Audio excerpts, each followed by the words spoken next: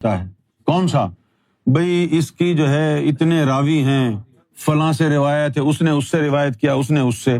اچھا کوئی بیٹھ کے گھر پہ کتاب میں وہ جو روایت ہو رہی ہے وہ چینج کر دے، کیا پتہ چلے گا تمہیں؟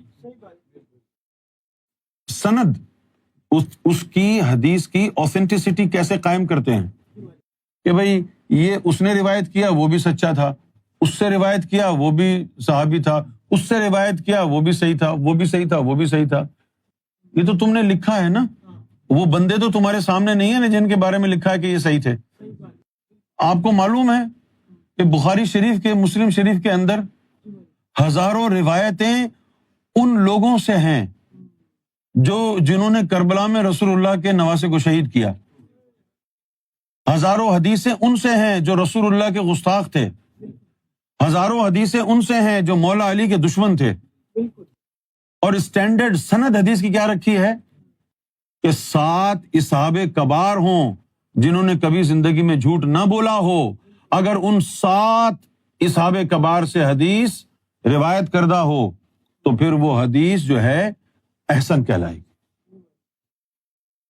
اتنا سخت معیار اس بات پہ کہ جھوٹ نہیں بولا، اور جنہوں نے رسول اللہ کے نواسے کی گردن اڑائی وہ جھوٹ بولنے سے چھوٹا جرم ہے۔ تو کئی ہزار حدیثیں ایسی لکھی ہوئی ہیں، کیا کرو گے؟ لہذا بہترین یہ ہے کہ سب سے پہلے تم اپنے قلب کو اللہ کے نور سے بیدار کر لو۔ تمہاری خوش قسمتی ہے کہ اس زمانے میں سرکار کا فیض عام ہے۔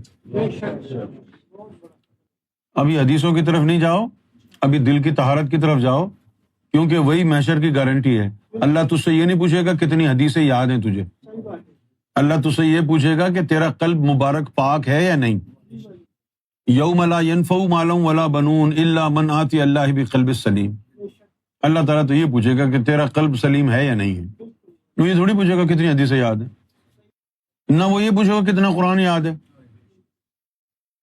یہ تھوڑی پوچھے گا، کیونکہ اس کو پتا ہے نا اگر اس کا قلب سلیم ہے تو پھر اس کا کوئی مرشد بھی ہوگا، بغیر مرشد کے یہ ملتا نہیں ہے۔ اگر اس کا قلب سلیم ہے تو اس مرشد کی لڑی محمد رسول اللہ سے ملتی ہوگی، کیونکہ محمد رسول اللہ کے بغیر اس میں ذات آگے جا ہی نہیں سکتا۔ تو اگر مرشد بھی ہے، محمد رسول اللہ سے تصدیق بھی ہے، تو ابھی اس کی مزید انکوائری کی کیا ضرورت ہے یوم محشر میں؟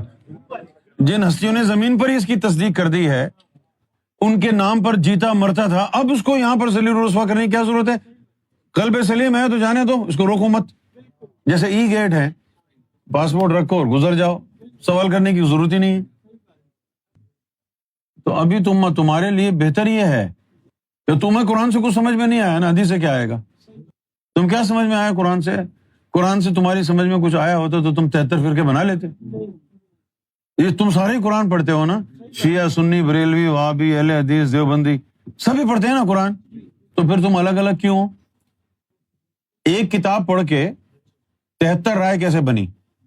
اس لیے بنی کہ کسی کی سمجھ میں نہیں آیا نا قرآن۔